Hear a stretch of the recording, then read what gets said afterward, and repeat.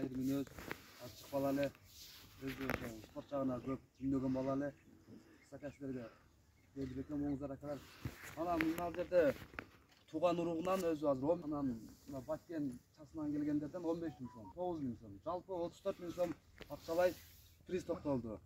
Anam oşonu azır biz ökmöt başçыбыз Cumhuriyet Galanguç aytkanday bardыгынан спортко, футболго койбостон волейболго дагы бөлөйлү деп атабыз. Канча суммасынчы. Анан ошонун ичинен мектепке ушу Садам атынан эле биз сетка алып берсек, футболныйга, колего футболный топ алып берсек, волейболный топ алып берсек, аталып калат эле. Бардыгын эле оюнга коюп берип койсок уже алат кетет. Анан ошонун атынан эстелик болсун деп ошону алып берели. Достору дагы форма алып берип футболго 12 адамга жетерлик. Эми биз сеткасын, тобун уюштуруп коелу. Ошого сиздер колдоп эми негизги маселе ошол жаштарда. Анан эми биз аксакал катары, айыл өкмөтүнүн башчы катары, жетекчи катары айтабыз, бүгүн эме кылгандан көрө эртең ошол сетка, топ деле өзүңөрдүн келечегиңер, өзүңөрдүн ойногонуңар үчүн. Эмесе ошол бүгүнкү аксакалдардан бирөөңүздөр сүйлөп эме кылып коюңуздар, ошону жабай.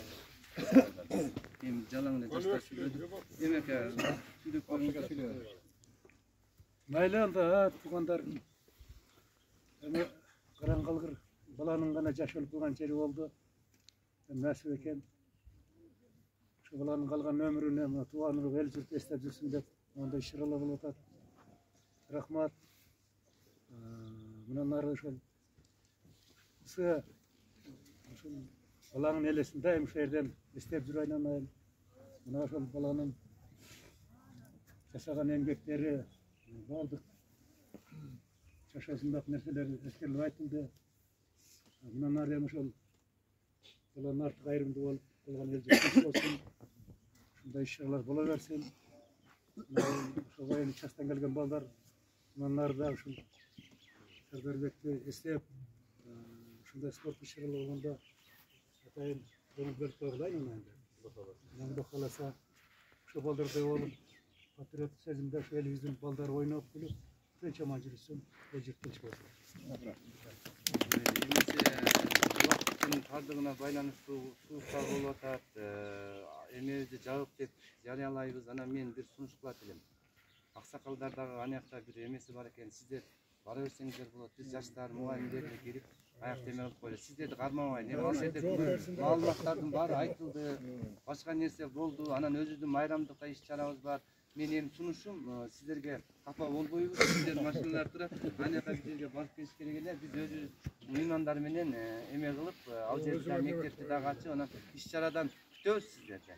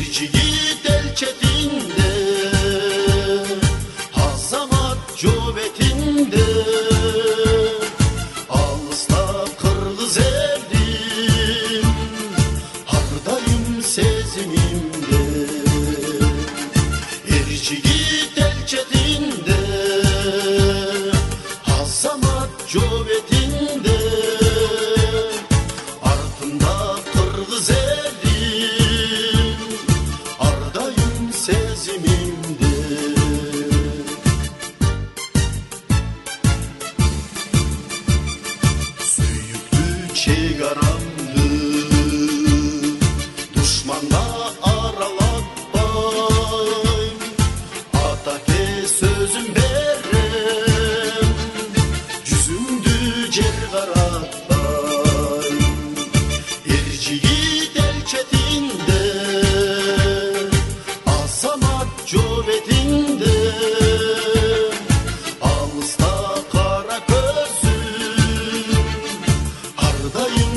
sezimimde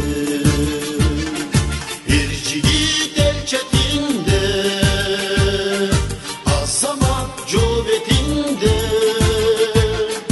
Artımda kara gözüm Ardayım sezimimde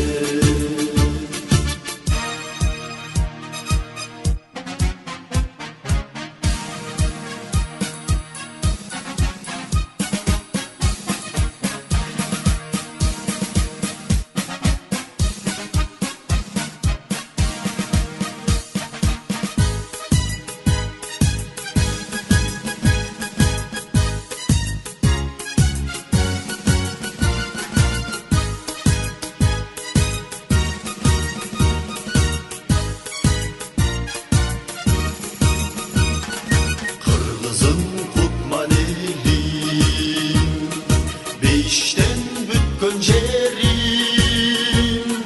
Namuslu aldırbaybız İşendin benim elim Ercigi del çetinde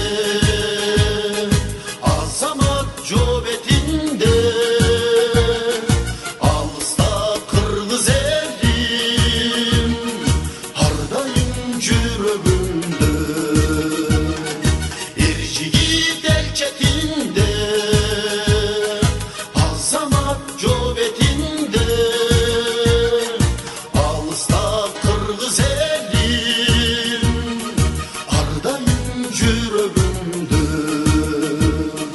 Ardında kırgız elim Hardayım cüröbümde Hardayım cüröbümde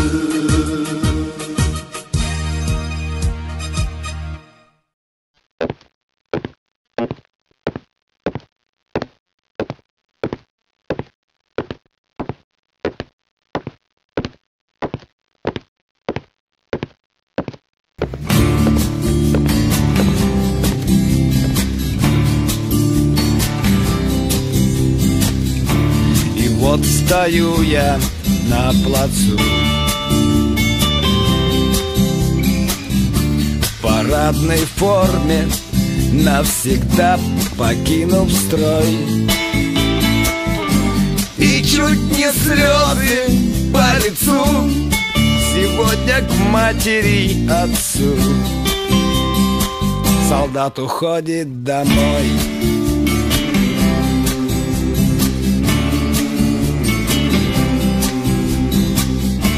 В мечтах я видел этот час Осталось мне один лишь выполнить приказ Покинуть воинскую часть Где я себя оставил часть Солдат уходит в запас Рота, подъем! Будет сниться страшным сном Рота, отбой! За окошком дембель мой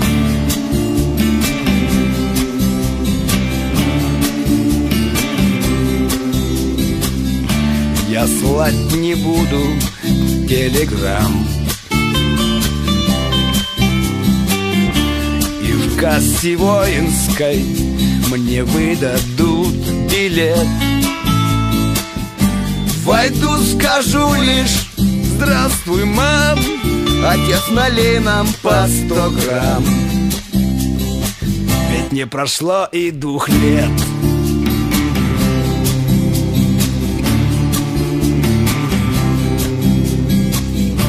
И вот я на плацу стою В парадной форме И гляжу в глаза ребят Azır şu 1 minutluk eskeri koyla.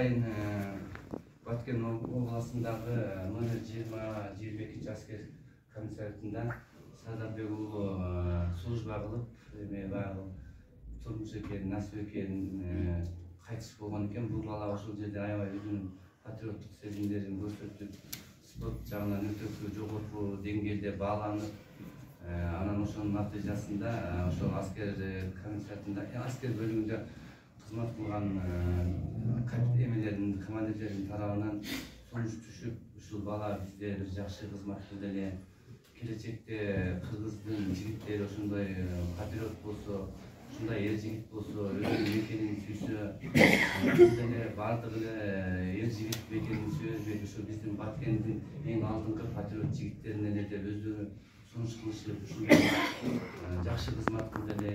Биздин Баткен областына дагы өзүбүзгө тиешелүү частарга дагы ушунун бир эстеликтерин орнотуп, бир эмелерге атын аталышын коелу деген сунуштар менен түштү эле. Ал жака дагы Кудай кааласа өздөрү айтып эле каттар коюлуптур. Бул жерге дагы ошо биздин жалпы эле эл дагы бул баланын ошол жакшы тарбия алып, ошол мекенге кызмат кылганын такташып, макул болушуп, элдин протоколдун негизинде айлык кеңештин чечими чыгып, бир эле жер эмес, эки жерге ыйгарылып атат. Мисалы, ошол азыр футболдук аянтчага аты ыйгарылды. Бул деген нерсе жакшы нерсе, баягы көйлүктү эсте калат, футболдук турнирлер болуп турат. Андан сырткары бир эле ошол футбол менен чектелбестен бул жерге дагы мектепке дагы ушул бир класстык бөлмөнү жасайлы, мына оформленияларын жасап, ушул жердеги окуган, ушул жердеги тарбия алган жигиттердин патриоттук сезимдери ойгонсун, ушундай бир спортсмен, бир жакшы жигиттерден болсун деген маанайда мына коюп отурабыз. Мына мектепте окуткан агайлар, эмелер ушундай жигиттерди үлгү катары көрсөтүп, ушу мекенди сүйүүгө тарбиялаңыздар. Эми өмүрү кыска экен, бирок өмүрү кыска болсо дагы аркасында мындай издери калып атат, аты калып атат. Эми не демекчибиз, ушул жалпы эле ушул тарбиялаган ата энесине, ушул жерде окуткан агай эжекелерине, ушул жердеги элге терең ырашчылык билдирсеңиз колдоп койгонуңуздар үчүн, аксакалдар дагы бүгүн анал футболдук аянтчада колдоп, өздөрүнүн сүйлөгөн, өзүнүн жакшы сөздөрүн айтып кетти. Ал жерде деле кыйла торжество болду. Эми бул баланын өмүр баянын окуп, убактыбыздын тартыбына байланыштуу кыскараак кылып эле баягы анда эле сүйлөдүк. Эми негизги командирине сөз берсек, анан дагы эки адамга сөз берип, ачылып бул жерде эме кылып жыйынтыктасак.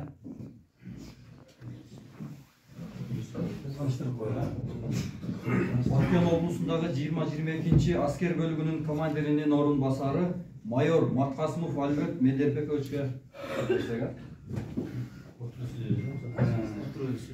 саламатсыздарбы бүгүнкү кеченин катышуучулары, эжекейлер, агайлар, мектептин жамааты, тууган уруктары.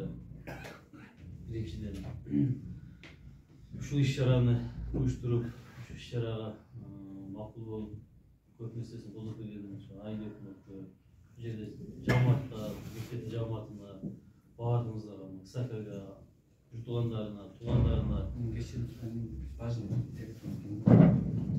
сиздерге чоң рахмат. Экинчиден ушул Сардарды ушул жерде тарбиялап окутуп, ушул мектептен чыккан инсан катары, ушул патриот катары мына ушул класстык оформлениясын жасап, көрсөтмөлөрдү ийип, мындан ары дагы ушул Сардарга окшогон чыган жигиттерди тарбиялап, ушул мектеп учкан уя дейли, ушул баардыгыбыз ушундай мектептен тарбиялап, ушундай мектептен окуп бүткөнбүз. Ошондой окуучуларды тарбиялап, даярдооңуздар мына Сардар, сиздер Сардарды жакшы мындай тарбиялап, ушу мектептен эме болгон экенсиздер, үйрөтүп, мындай тарбия тартып жакшы болгон экен. Барып ал жакта аз иштесе дагы өзүнүн жакшылыктарын көрсөттү. Кызмат жагынан, уюштурулук жагынан, катышуучулук жагынан эми тагдыр насип экен. Тилекке каршы ушундай кичине иш-чарада эме болуп калды. Ал өзүңөр жакшы билесиздер. Мындан ары ушул САКага ден соолук берсин. Шубат белгиси бекен бул. Мындан ары дагы бул жерде байланыш турабыз, могу сүрөттөрдү жаңылап дагы жаңылары чыга турган болсо, бул жакты уюштуруп келип, өзү кечеге түз командирин турат. Келим алып кетти, ийли сүрөттөрдү.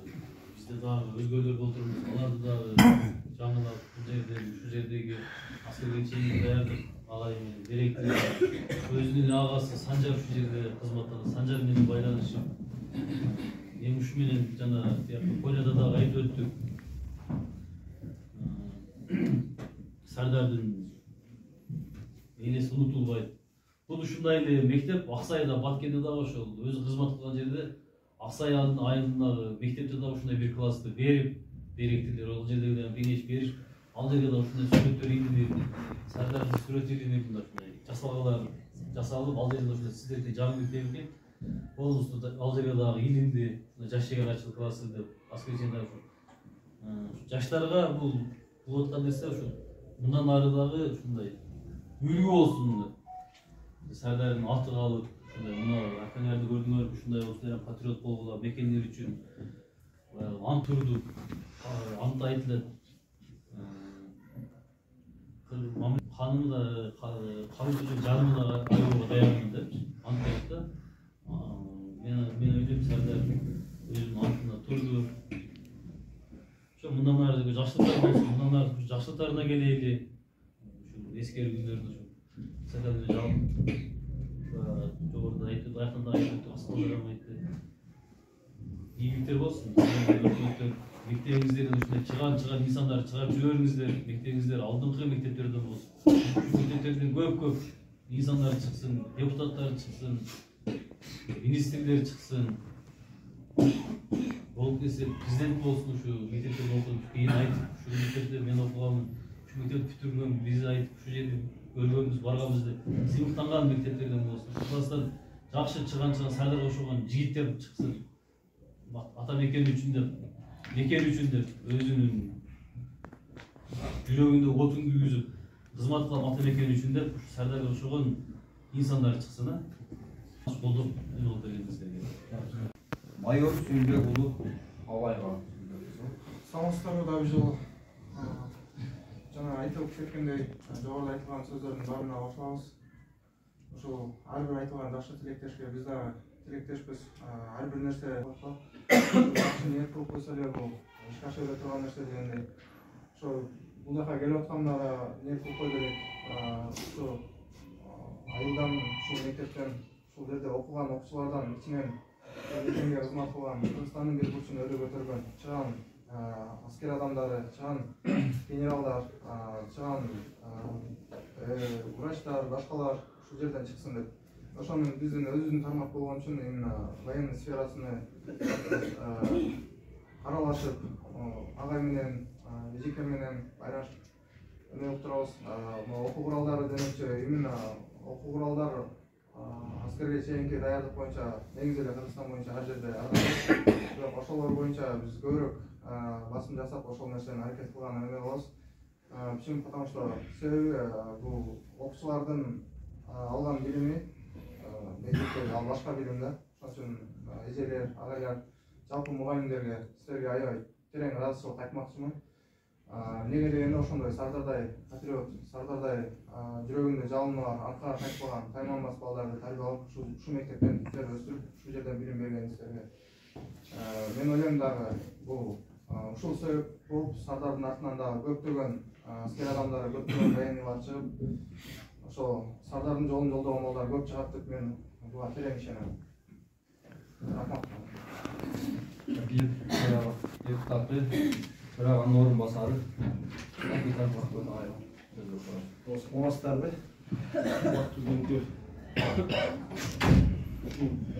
Аскерге чейинки даярдык кабинетинин ачылышынын катышуучулары, мектеп жамаатынын аксакалдар, ушуга бизге мыймандар келген. Мына бул деген сөз эмнени билдирет? Бул деген сөз атайы аскер комиссариятынан ошол Баткен областтык. Мына Медербек, Альберт Медербекович келип атат. Ал жерде командир экен ошол.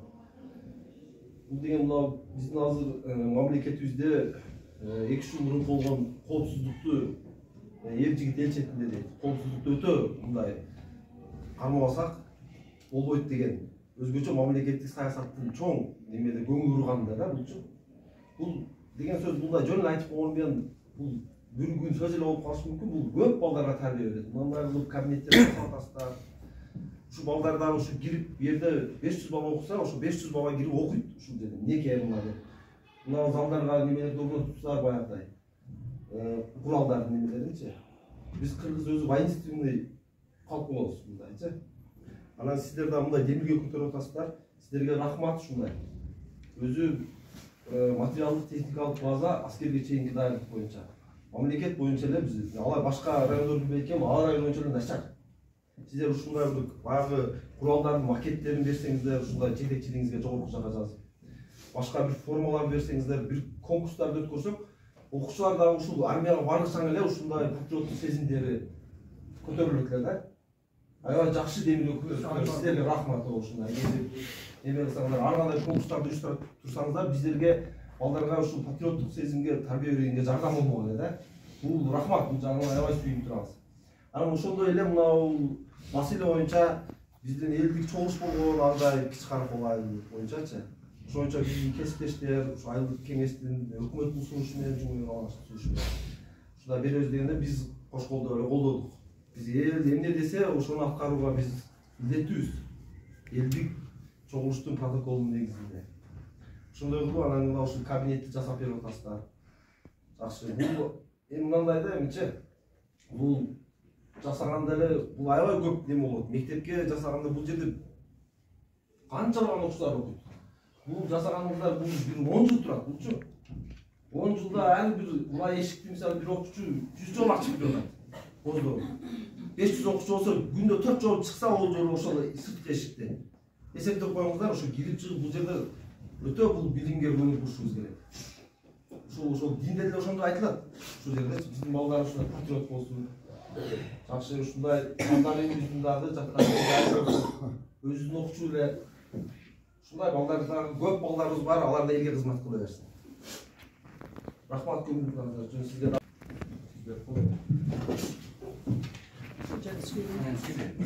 Саламатсыздарбы, урматтуу көңкө. Бизден Ыса уулу Санжарбек, Сардарбек окуучубуздун мындан 10 жыл мурда бүтүрүп кеткен окуучубуздун иш чарасына катышып жаткан меймандар. Бул Сардарбек окуучубуздун кыска өмүрүндө өтө айтылып кете турган чоң мүмкүнчүлүктөрү болду да. Биз Сардарбекти мындан 10 жыл мурда бүтүп кетсе дагы кыска өмүрүндө ушунчалык эмгек жаратканына биз байкабай жүргөн экенбиз. Жүргөнбүз, эми бирок ушундай болуп дагы алдыда көп ийгиликтерди жаратмак экен деп толкунданып турабыз. Бул Сардарбектин ушул сиздерде аз убакытта көрсөткөн мекенди коргоодогу өзүнүн патриоттук сезимдерин көрсөткөн эмгегин баалап атын коюп берип атасыздар. Сиздерге ыраазычылык билдиребиз. Бирок бул иш-чара, бул класты менен чектелишиңиз керек деп ойлойм. Жыл сайын Сардарбектин өткөн күнүндө же болбосо туулган күнүндө же мекенди коргоо күндөрүндө келип, ар дайым биздин окуучуларга колдоо көрсөтүп, Сардарды кайрадан дагы эскерип, кайрадан дагы унутуп калбастан байланышта болуп турушуңуздарга тилектешпиз. Ушундай окуучуларды биздин мугалимдер тарбиялап өстүрдү. Сардар өтө сезимтал, зирек, мыкты окуган, өзүнүн эң патриоттук сезимин көрсөткөн, мектепте эле өзүнүн мыкты үлгүлүү жүрүш турушу менен бааланган окуучу болгон. Биз мындай окуучуларыбыз менен сыймыктанабыз. Сиздерге ыраазычылык билдиребиз. Рахмат. Доктор, эмне дейбиз? Саканын ушул баласынын бардык өмүр жолун тартымалын баарыңыздар уктуңуздар. Бүгүнкү күндө менин өзүмчө жекече оюм, Саканын баласы мындайча айтканда биздин жүрөк өтө төрүккө жашайт. Эми мындайча айтканда Сака балаңыз өлгөн деле жок. Мектеп класска атын коюп, стадионго тиги жакта Баткенге дагы бир класска атын бериштир. Мындайча айтканда бул постоянно ушул жердеги эки областын эли биз дайыма атын атап жүрөт экенбиз. Жөнөкөй жүргөндөрүбүздүн атыбызды эч ким атаган жок да. Ысака балаңыз кызмат кылып койгон экен. Мына эл колдоду, айыл өкмөтү колдоду, айылдык кеңеш колдоду. Кыскасы баардыгыбыз колдоп неме кылдык. Ушундай азаматтар да чыксын. Анан келген коноктор сиздерге чоң рахмат. Биринчиден ушундай Баткен областынан Атайы келип аскер комиссариятынан ушу баланын эмгегин баалап, жөнөкөй бала болгондо эч ким келбейт. Өзүнүн пешкарасы футболдук аянтчага, класска аты берилип, ал жака берилип, эрesi төлкө алып атат. Эмне демекчимин, эми ушул жердеги окуган балдар ушундай патриоттук сезимде тарбияланып, спортсмендер чыгып, биз ушул жерде окуган балдардын өмүрүн узун кылып тирейли, элибизге ушул жерден окуган патриоттук сезимдерди чыккан балдардын да өмүрлөрү мындан ары узун болсун. Бул жерде келген немелерге ырашчылык билгизем. Футболдук турнир өткөндө өзүңүздөр айтып өттүңүздөр, бул жерге келгенде ар дайым булар жардам берип турабыз дешти. Футболдук аянтчага коюлган эң негизги себеби турнирлер өтүп турат, эскерүү кечилери өтүп турат. Эми баягы эл жигит эл четинде жол бетинде дегендей. Демек сизге сабыр, кайрат, эл журтубузга мындан ары тынччылык болсун, жамандык болбосун.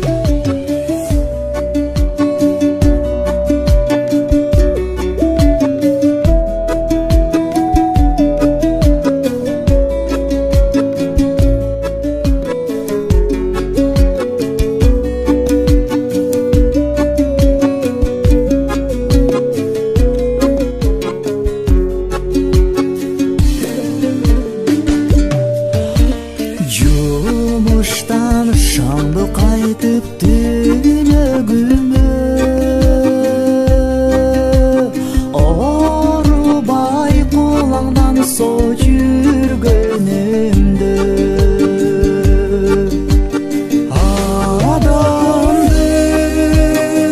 адамдын күчү жеткизилди белең сүйүмдү сүртүп кеттиң желпип кеттиң жүрөгүмө сүйүмдү сүртүп кеттиң желпип кеттиң